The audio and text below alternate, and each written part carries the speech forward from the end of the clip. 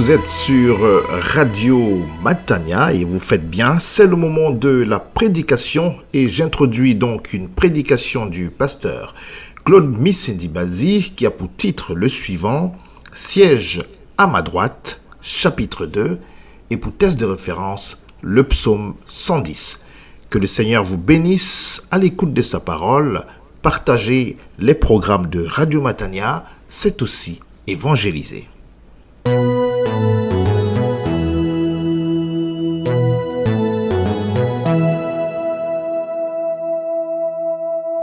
Ouvrons ensemble la Bible et lisons ensemble le psaume 110. Amen. Amen.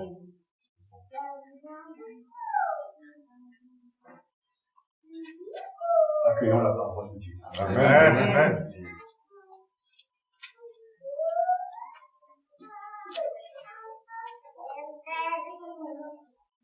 De David, psaume. Parole éternelle à mon Seigneur. Assieds-toi à ma droite, jusqu'à ce que je fasse de tes ennemis ton marchepied. L'Éternel étendra de Sion le spectre de ta puissance, domine au milieu de tes ennemis. Ton peuple est plein d'ardeur quand tu rassembles ton armée avec des ornements sacrés. Du sein de l'aurore, ta jeunesse vient à toi comme une rosée. L'Éternel l'a juré, et il ne s'en repentira point. Tu es sacrificateur pour toujours à la manière de Melchizedek.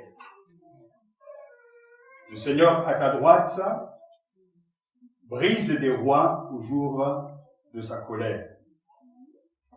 Il exerce la justice parmi les nations. Tout est plein de cadavres. Il brise des têtes sur toute l'étendue du pays. Il boit au torrent pendant la marche. C'est pourquoi il relève la tête. Amen. Amen. Amen. Prions le Seigneur. Dieu notre Père, tu es le Dieu de gloire. Amen. Amen. Et un Père aimant. Amen. Nous te remercions de ce que tu nous donnes, ce privilège de te parler et de nous parler. Alléluia. D'ouvrir ta parole, c'est une grâce. Amen. De l'écouter, c'est une grâce. Amen. De la recevoir, c'est une grâce. Amen. Accorde-nous ce matin la grâce. Alléluia. De pouvoir te vivre. Amen. Amen. Rencontre tout un chacun. Amen. Et donne-nous d'évoluer. Amen. À la louange. Amen. Et à l'adoration. Amen. Tu es Dieu. Amen. Tu es souverain. Amen. Tu règnes. Amen. Merci de ce que tu as combattu pour nous. Amen. Amen. Et tu as remporté la victoire. Amen. Merci de ce qu'aujourd'hui, toi seul as le pouvoir sur les forces hostiles. Amen. C'est vrai. Ton règne n'a pas de fin. Amen. Tu es notre prêtre. Alléluia. Nous te remercions puisque nous avons accès à toi par Jésus-Christ. Alléluia. Père, glorifie ton Fils. Alléluia. Par la puissance de ton Saint-Esprit. Au nom de Jésus-Christ. Amen. Amen.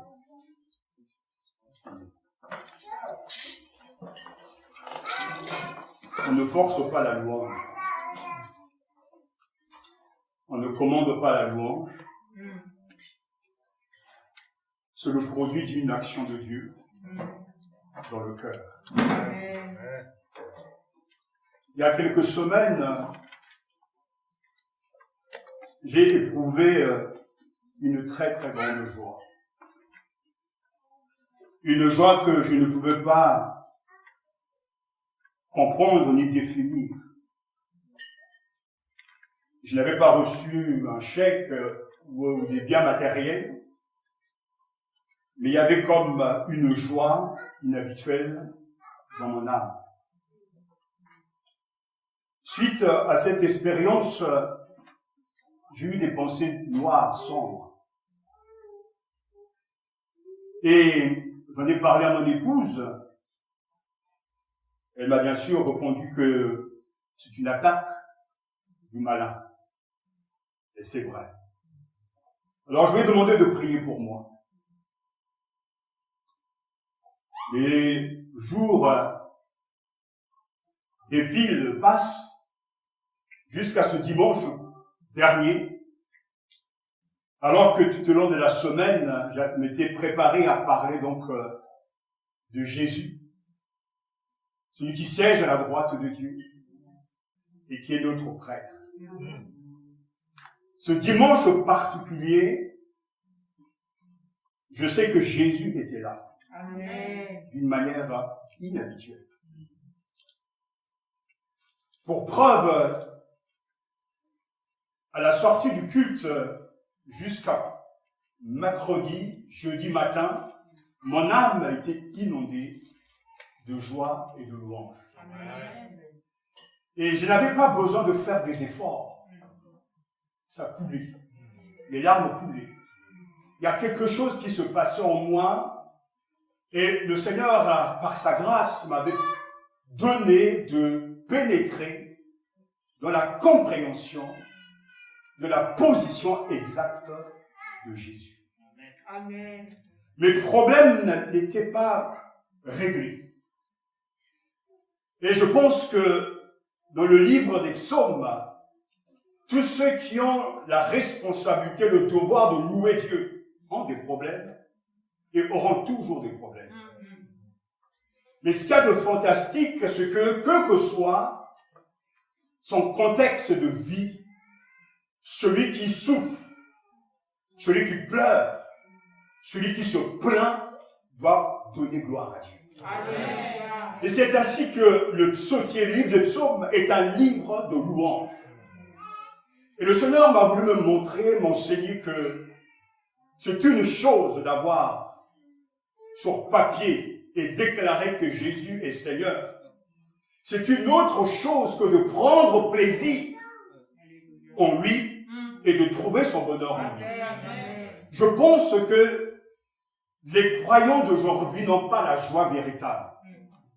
Celle qui découle de la compréhension, de la révélation de qui est Dieu, qui est Jésus-Christ. Les gens sont heureux, joyeux, souriants quand tout va bien.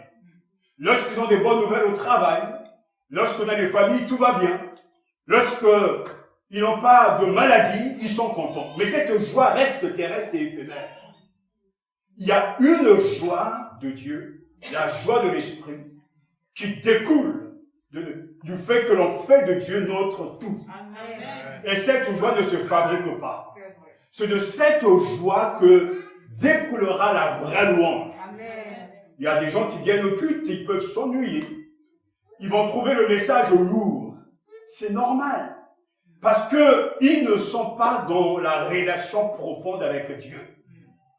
Quand Dieu est au centre, il fait son travail.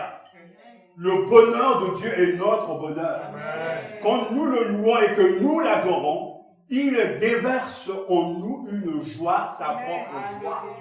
Et même s'il y a des situations, des circonstances terribles, la joie de l'Éternel restera toujours notre force. Amen. Et le Seigneur m'a voulu m'apprendre, oui, il faut ramener le peuple à la joie, non pas parce qu'ils ont du travail, non pas parce qu'ils sont en bonne santé, mais la joie de me connaître moi et de se réjouir de qui je suis et de ce que je fais. Amen. Cela explique les absences de certains au culte.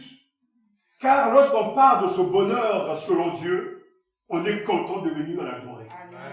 Je vous ai parlé dimanche passé de ce mercato, le marché des transferts, des joueurs, des sportifs, et la joie des Madriens qui lui pensaient accueillir ce joueur du PSG. Finalement, le contrat n'a pas été signé. Mais ce qui m'a fasciné, parce que Dieu me parle par ces images, ces gens étaient contents sans même avoir vu le jour arriver chez eux. Ils faisaient la fête. Ils préparaient même, en tout cas, une paella en l'honneur de ce fameux joueur.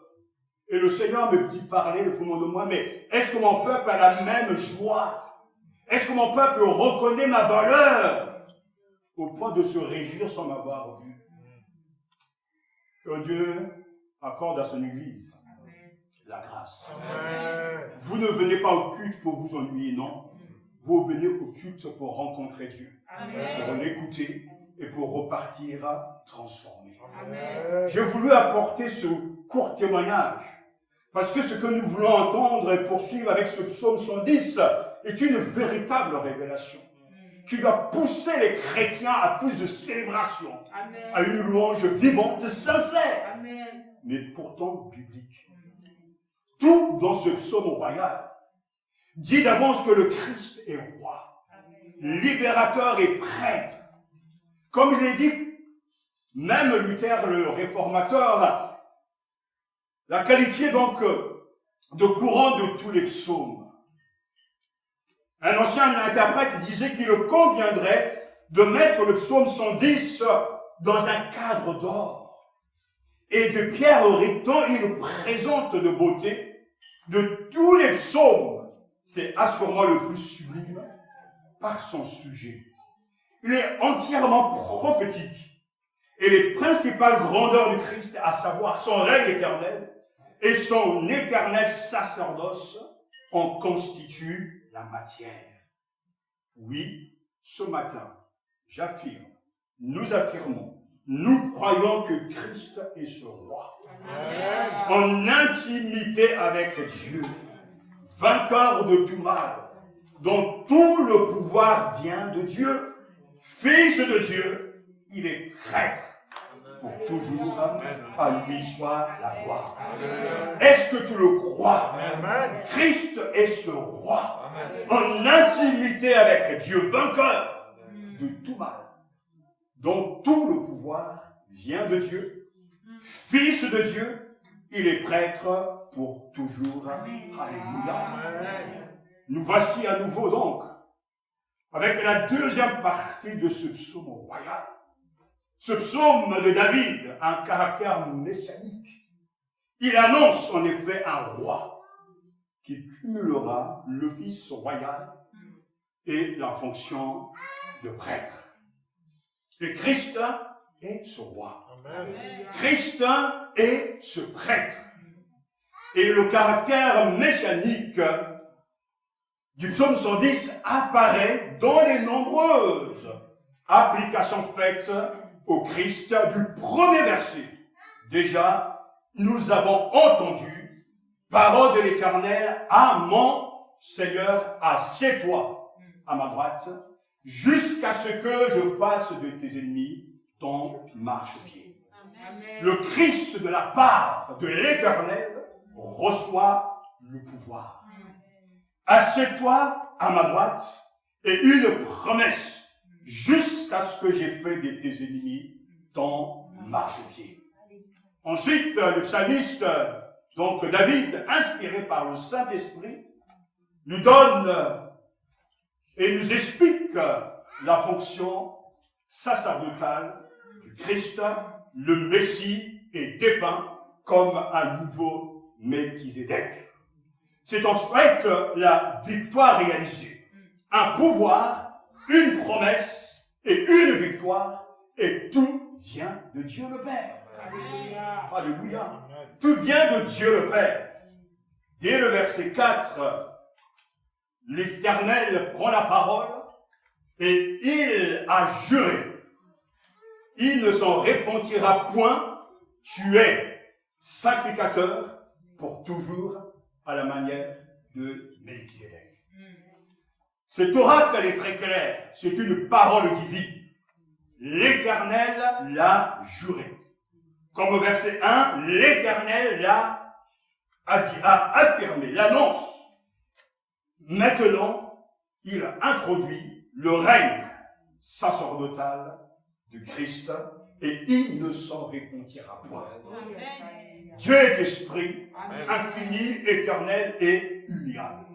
Mais pourtant la Bible nous donne de le comprendre comme étant un être humain ayant des sentiments et des réactions. Et là, dans ce verset 4, il en est ainsi, il ne s'en répandira point. L'Éternel l'a juré, il ne s'en répandira point.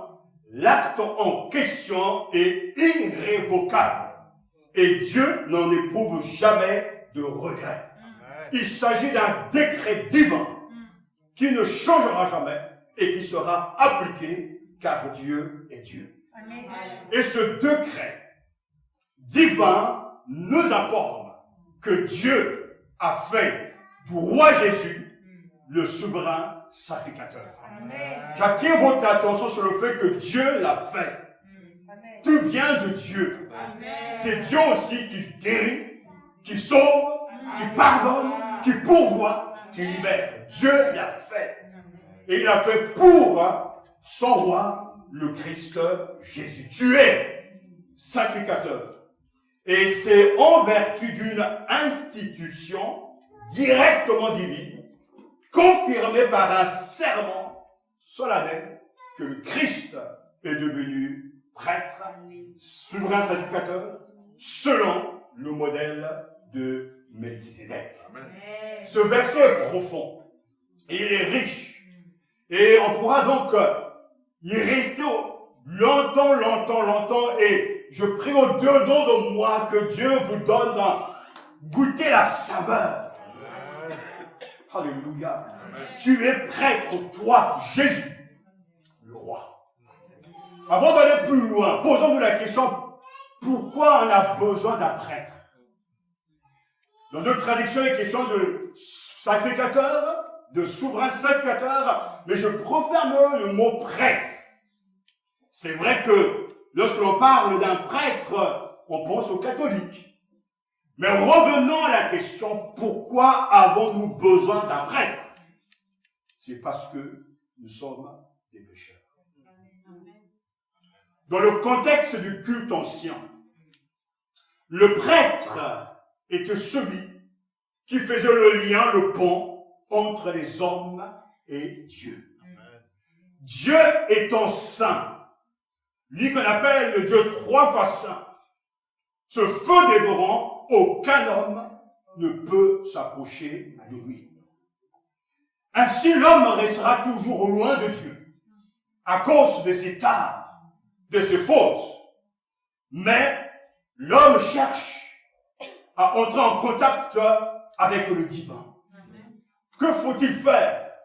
Alors, dans le monde païen, on offre des sacrifices, on tue des animaux, on offre même des bébés pour attirer l'attention des dieux. Dans le culte ancien, Dieu lui-même, lorsqu'il a appelé son peuple, a donné des consignes pour pouvoir s'approcher de lui. Il faudra lire Exode chapitre 29 et Lévitique chapitre 9, où lui-même le Seigneur va instituer, après avoir choisi Israël, et après avoir donc fait sortir du pays d'Égypte, Dieu va désigner lui-même le futur, le sort de son peuple. Il va choisir une tribu. Il va choisir, de cette tribu on choisira une famille. Et de cette famille, on choisira un prêtre.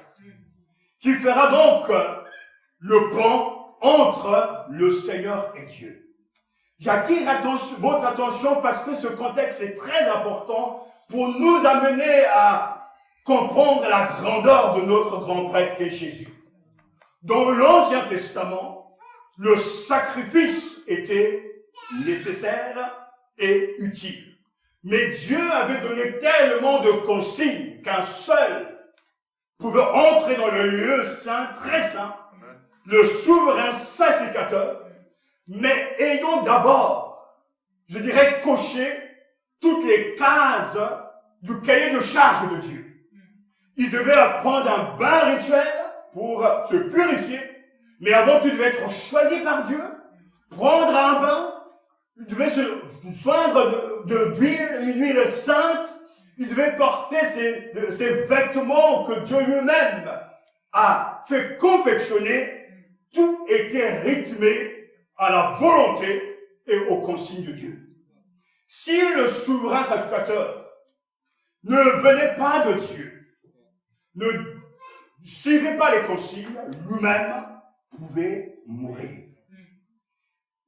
Et je pose la question ce matin, c'est une question qui vaut de l'or. Dans quelle tribu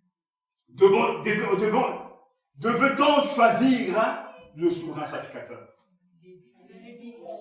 Les Lévites. Très bien, les Lévites. Pourquoi les Lévites? Parce que c'est Dieu qui l'a voulu. Amen. Nous savons, selon les Écritures, que Jésus est de quelle tribu? Amen. Tout le monde va répondre à ça. Le nom de la tribu de Juda. Ça veut dire, et j'attire votre attention sur ce point, que Jésus n'est pas de la tribu des Lévites. Mais pourtant, il sera considéré comme le grand prêtre. Dieu est à l'œuvre. Amen. Rappelez-vous que le prêtre apporte des sacrifices selon la volonté de Dieu. Il présente l'animal sans tache et sans ride, et il tue l'animal. Dieu voit le sang, la fumée monte, on brûle bien sûr ce sacrifice, et la fumée monte jusqu'au Seigneur, jusqu'à Dieu lui-même. Dieu prend plaisir et Dieu bénit. Alléluia. Tel était le culte avant. Et ça, c'est le point culminant de la médiation. Si le sacrifice est digne de Dieu, Dieu est favorable aux gens. Le pardon des fautes est accordé et Dieu bénit les terres et bénit les gens. Le Christ, nous dit le verset 4, est prêtre pour toujours, selon Melchizedek. Tel est l'oracle de Dieu. Alléluia. Tu es ce prêtre, ce Cohen. Celui qui se tient debout. Celui qui fait le pont. Debout devant Dieu pour le prier, lui présenter les offrandes du peuple et lui rendre le culte liturgique. Alléluia. Le prêtre est une personne importante. Et même dans les sociétés qui n'ont pas de système organisé de la prêtrise, il y a toujours quelqu'un qui fait ce lien pour avoir le contact avec l'au-delà. Dans les tribus, dans les familles, il y a souvent un tonton, un oncle, un vieux qui invoque les esprits des ancêtres. Parce qu'ils veulent parler avec eux. Je me souviens quand j'étais tout petit, avoir assisté à une cérémonie païenne où quelqu'un consultait des esprits des ancêtres pour savoir qu'il avait fait du mal dans la famille. Et c'est très étrange, je l'ai vu de mes propres yeux. Il y a des choses qui ont commencé à bouger, et on a pointé du doigt la personne concernée. C'est de la sorcellerie, c'est des choses occultes. Dieu n'est pas dans ces choses-là. Amen. Il y a le divin. Il y a nous sur la terre. Comment pouvons-nous avoir une relation, entrer en contact avec le Dieu trois face un? C'est parce que Dieu est venu vers nous. Amen. Que le Christ est venu vers nous. Amen. Il s'est fait homme. Amen. Et il est venu nous accorder l'accès au sein des saints. Amen. Le Christ va remplacer le culte ancien. Il va devenir lui-même le prêtre par excellence. Amen. Et Dieu le dit, tu seras toujours sacrificateur, alléluia, pour toujours. Le sacerdoce du Messie ne sera jamais transitoire, mais comme celui des hommes, mais indélébile, éternel, comme le Messie lui-même, à la manière de Melchizedek. L'essentiel pour nous ce matin, c'est que Christ est notre grand prêtre. Amen. Jésus, mon prêtre. Il est à la fois grand prêtre et offrande. Et nous croyons que Jésus venu d'en haut est le grand prêtre, le médiateur d'une alliance nouvelle, Amen. unique, Amen. parfaite, définitive, qui nous conduit dans le sanctuaire céleste. Alléluia. Le sacrifice de notre Seigneur Jésus-Christ était un acte fort, puissant, un acte de miséricorde, Alléluia. poussé à l'extrême. Alléluia. Jésus était allé jusqu'à donner sa vie en rançon pour la multitude. Amen. Marc chapitre 10, verset 45. Il était mort pour le péché, comme le dit si bien 1 Corinthiens chapitre 15, verset 3. Je vous ai enseigné avant tout, comme je l'avais aussi reçu, Christ est mort pour nos péchés, selon les Écritures. Car lorsque nous étions encore sans force, Christ, au temps marqué, est mort pour des impies. À peine mourant-on pour un juste, quelqu'un peut peut-être mourir pour un homme de bien, mais Dieu prouve son amour envers nous. Alléluia. En ce que lorsque nous étions encore des pécheurs, Christ est mort pour nous. Romains chapitre 5, versets 6 à 8. Cet acte de miséricorde correspondait au désir de Dieu, qui voulait la miséricorde et non le sacrifice. Ainsi, frères et sœurs, vous qui m'écoutiez ici et ailleurs, puisque nous avons un grand souverain sacrificateur qui a traversé les cieux, Jésus, le Fils de Dieu, demeurons fermes dans la foi que nous professons. Puisque nous avons, et non pas j'aurai, nous aurons un grand souverain sacrificateur qui a traversé les cieux. Jésus, le Fils de Dieu, demeurons fermes dans la foi que nous professons. Hébreux chapitre 4, verset 4. Jésus est mon prêtre. Jésus est le prêtre de l'Église, de tous les croyants. Un prêtre issu de la lignée d'Aaron. Normalement, le frère de Moïse, il devait être consacré par une onction sainte. Lui seul, le prêtre, devait offrir dans le temple le sacrifice. Il devait présider les cérémonies. Le prêtre était le seul à entrer une fois par an dans le Saint des Saints. Parce que même là, la Bible nous montre que Dieu n'était pas présent partout en même temps. Même s'il est, Dieu ne s'est révélé que dans le Saint des Saints. C'est là qu'il réside. Et l'auteur de la lettre aux Hébreux nous apprend que le grand prêtre est pris d'entre les hommes. Il est établi en faveur des hommes pour leur rapport avec Dieu.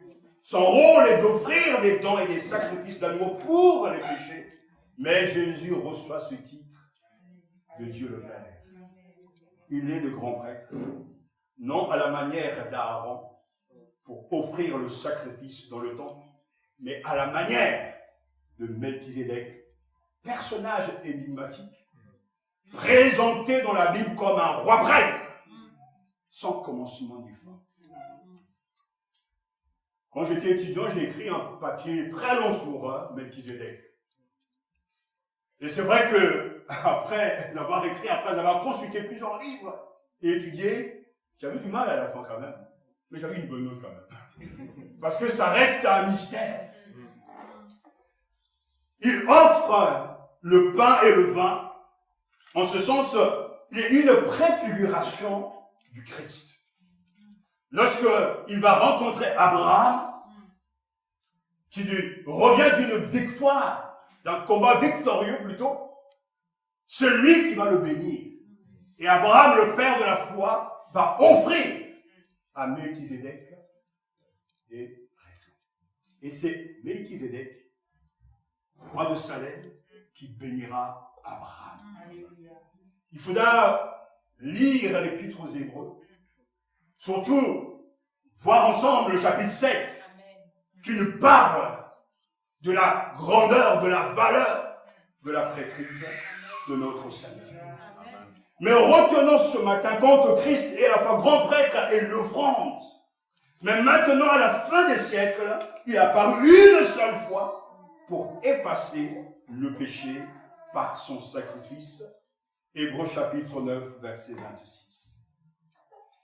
Je veux que ce matin, que nous ayons, qu'il nous fassions un effort d'attention. Parce que ces choses peuvent être difficiles pour certains. Mais en prenant le temps et par le Saint-Esprit, vous recevrez la bénédiction de Dieu qui enrichira votre vie. Car aujourd'hui, le seul moyen d'avoir accès à Dieu, c'est Jésus-Christ, notre grand prêtre. Et c'est pour ça que nous affirmons, nous croyons que Jésus venu d'en haut est le grand prêtre, le médiateur d'une alliance nouvelle, unique, parfait, définitif, qui nous conduit dans le sanctuaire céleste. Oui, Seigneur, je crois que par toi et en toi, je peux rencontrer le Trois Frères Saints. La révélation de ce matin, c'est la réponse à cette question. Comment le Christ a-t-il pu devenir grand prêtre, n'étant pas de la tribu de Lévi? Hébreux chapitre 7, versets 16 et 21 précise qu'il y a deux manières de devenir prêtre ou sacrificateur. D'abord par sa descendance, ou, et c'est le plus important, par un serment. Hébreux chapitre 7, verset 16 nous dit: établi non pas d'après un principe de filiation prescrit par la loi, mais d'après la puissance d'une vie impérissable. Amen. Et le verset 21 nous dit, en effet, si les Lévites sont devenus prêtres sans qu'un serment soit prêté, Jésus l'est devenu à travers le serment prêté par Dieu qui lui a dit: le Seigneur l'a juré, amen, il ne se rétractera pas, tu es prêtre pour toujours à la manière de Melchizedek. Amen.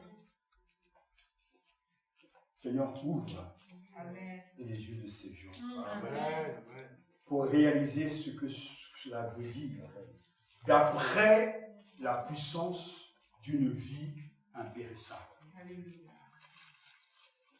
Hébreux chapitre 7, versets 1 à 4 nous dit concernant Melchizedek: ce Melchizedek, roi de Salem, prêtre du Dieu très haut, est allé à la rencontre d'Abraham lorsque celui-ci revenait du combat contre les rois et l'a béni. C'est à lui qu'Abraham remit la dîme de tout.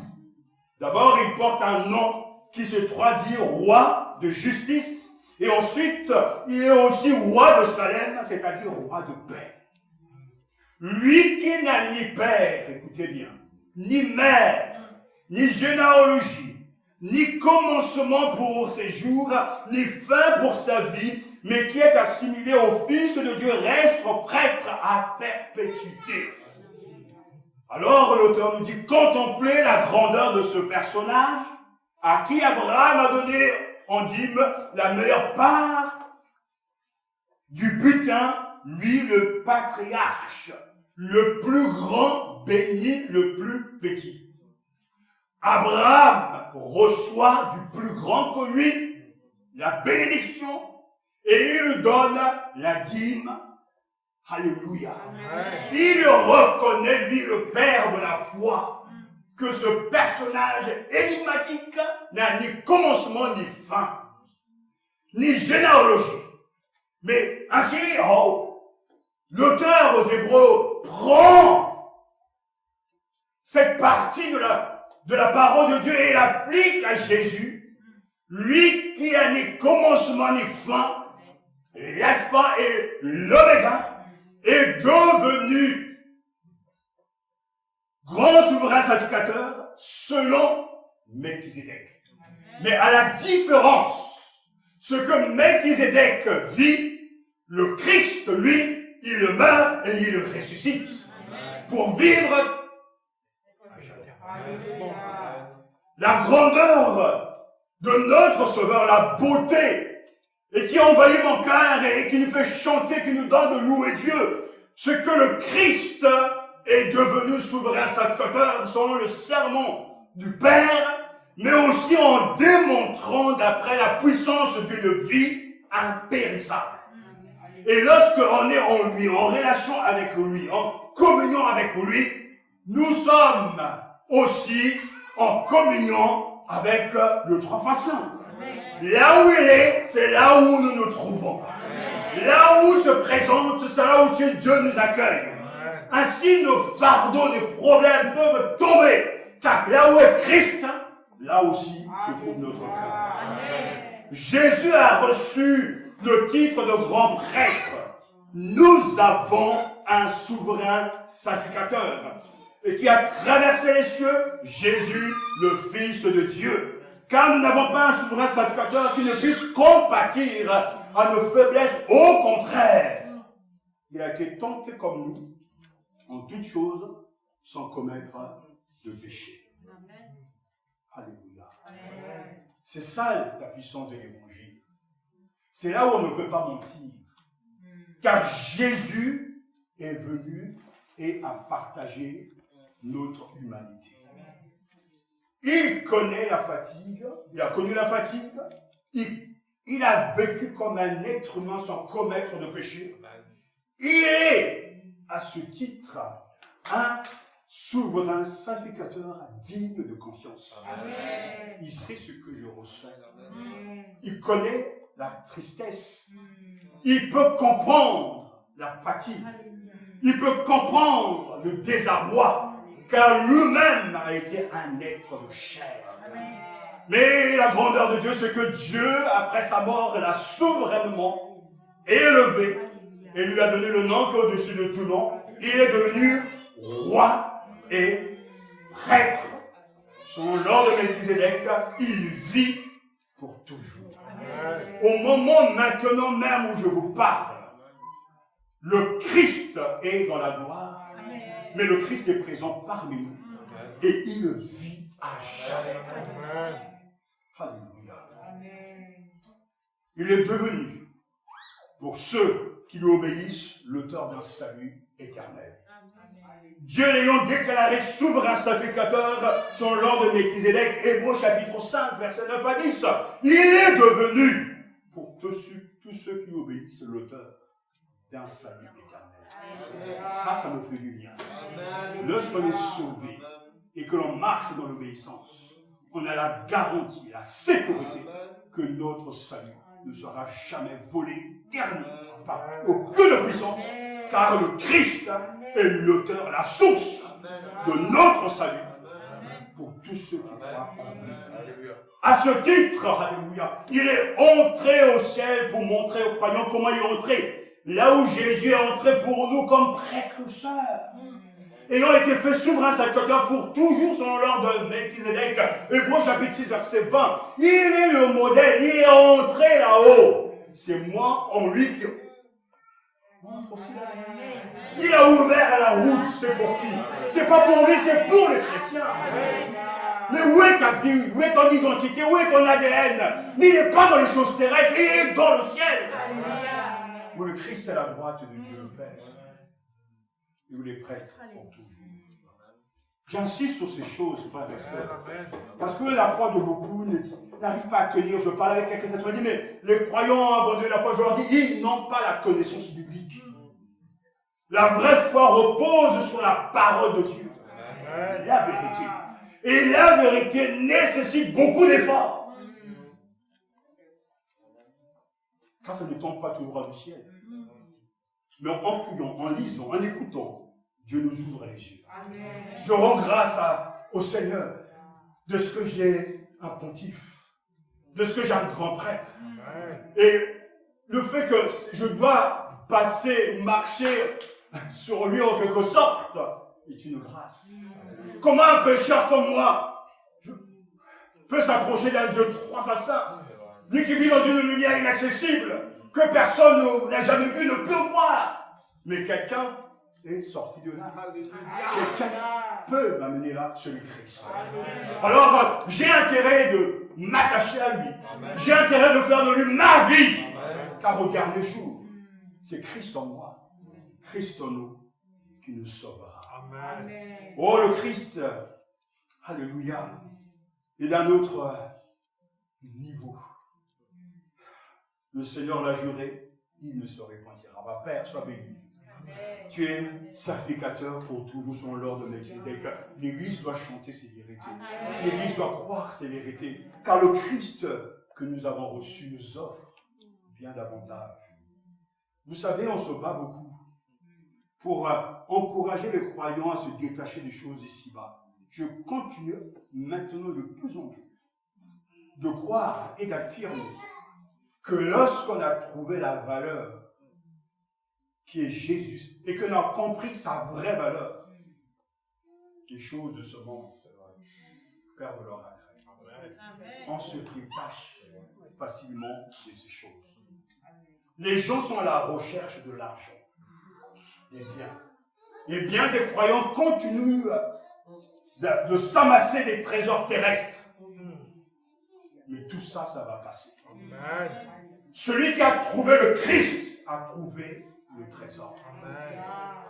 Et en lui, nous avons tout pleinement. Vous voulez aider quelqu'un qui est esclave de l'argent, de l'amour, de l'argent du monde, montre-lui Jésus. Vous voulez réveiller une église endormie dans la louange, montrez-lui Jésus. Montre-lui la valeur de Christ. Amen. Tout le reste, ça se fera par la puissance de l'Esprit.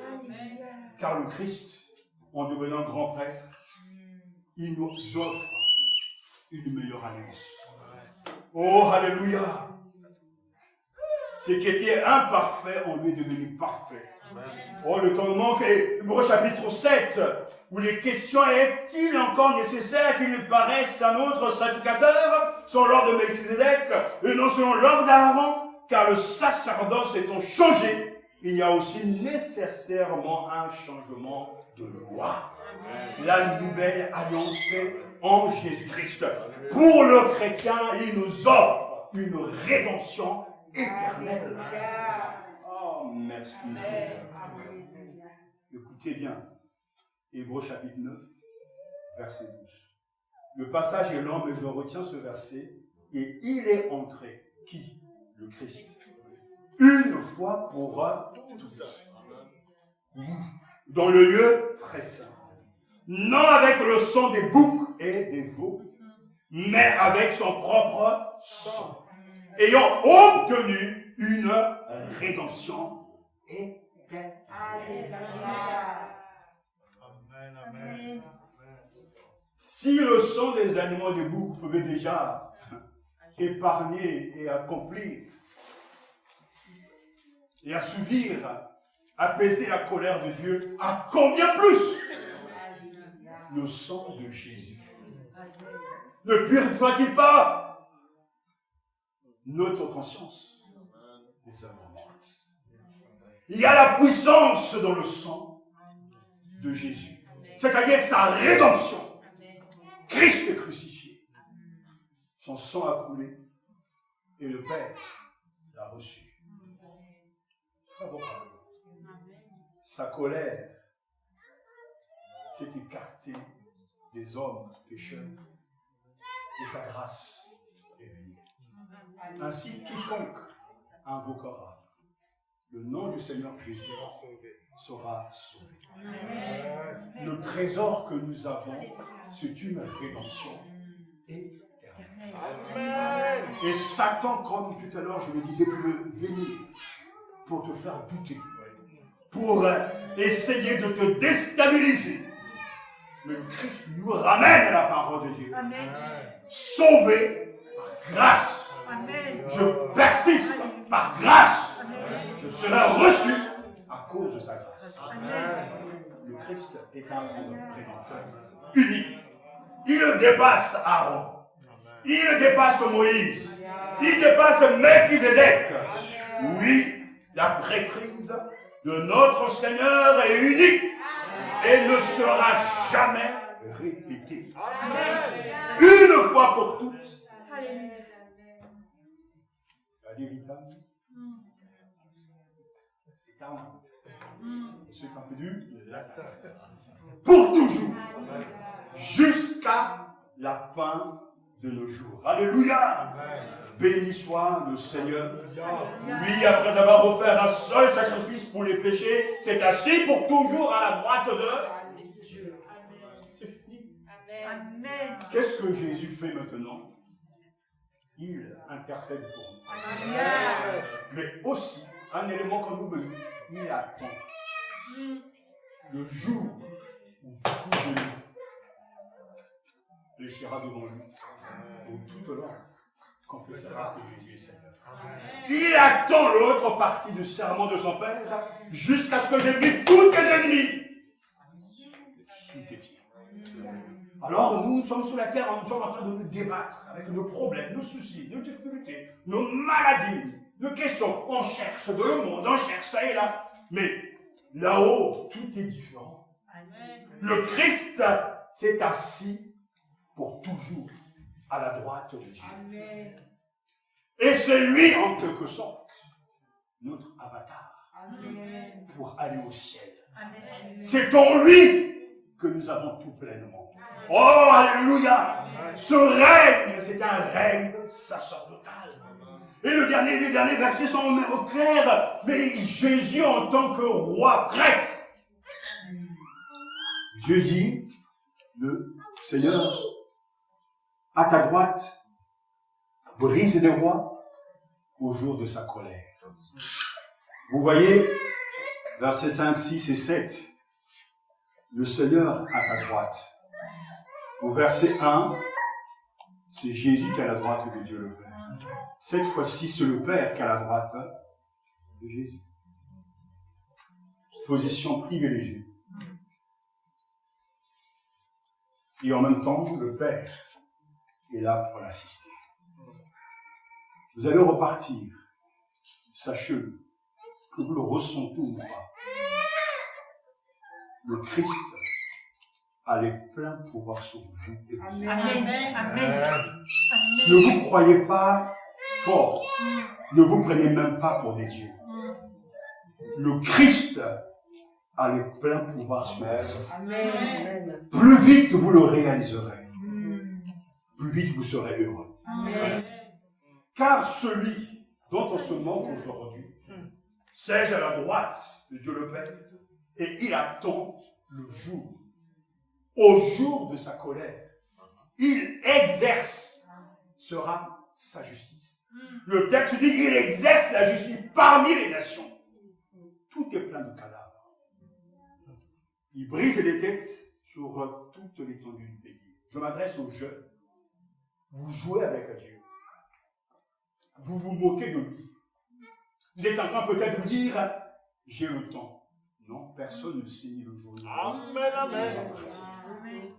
Il faut être prêt maintenant, tout de suite. Amen. Ne pense pas que lorsque tu auras 20 ans, tu vas donner ta vie à Jésus. À 10 ans, tu avais donné ma vie au Seigneur. Il n'y a pas d'âge. C'est maintenant qu'il faut te réconcilier avec Dieu. Amen. Et si tu l'oublies, sache qu'il y a un jour de jugement où il faudra rendre des comptes à Dieu pour son argent, son temps, pour son corps, pour ses richesses.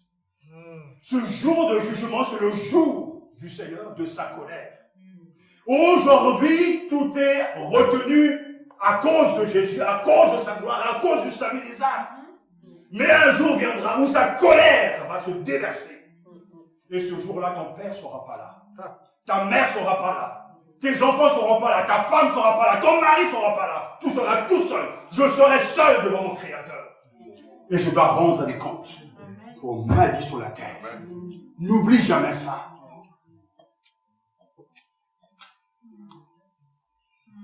Aujourd'hui, c'est des loisirs. Aujourd'hui, c'est des jeux. Mais un jour, le jour de la colère divine. Ce qui est très étonnant, c'est que si vous lisez le Nouveau Testament, c'est Jésus qui parle plus de la colère de Dieu, du jugement que les apôtres. Lui qui est amour.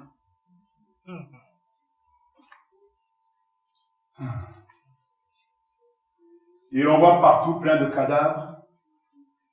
Et je vais terminer par ce passage de l'Apocalypse où il dit « Et je vis un ange qui se tenait dans le soleil, et il cria d'une voix forte, disant à tous les oiseaux qui volaient au milieu du ciel, venez, rassemblez-vous pour le grand festin de Dieu, afin de manger la chair des rois, la chair des chefs militaires, la chair des puissants, la chair des chevaux et de ceux qui les montent, la chair de tous, libres et esclaves, petits et grands.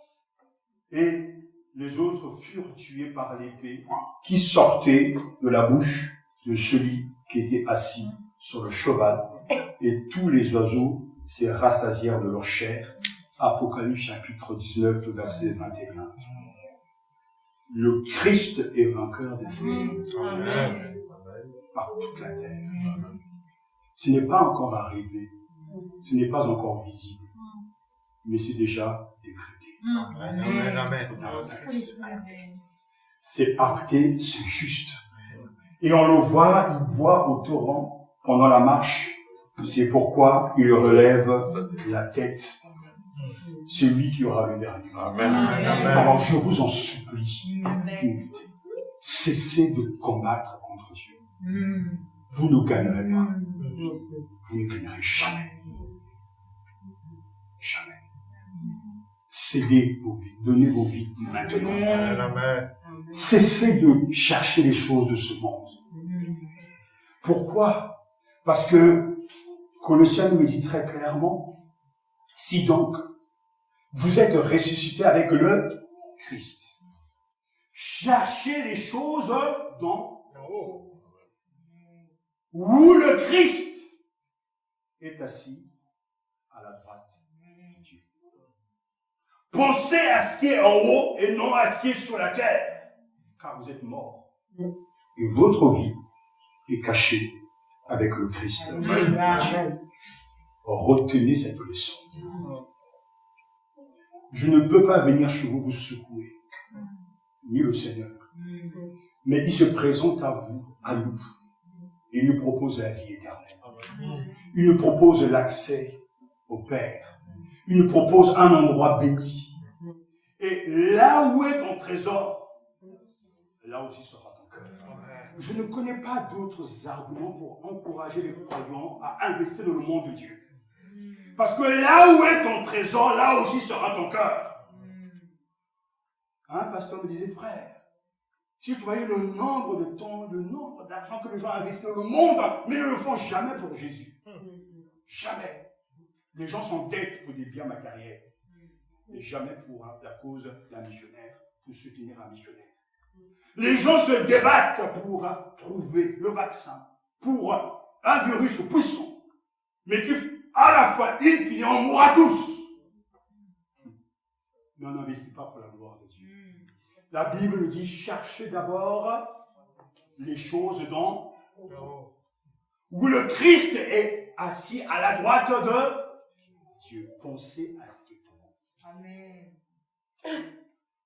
Ayant le regard sur Jésus. Amen. Dieu vous a partagé, nous a partagé son cœur.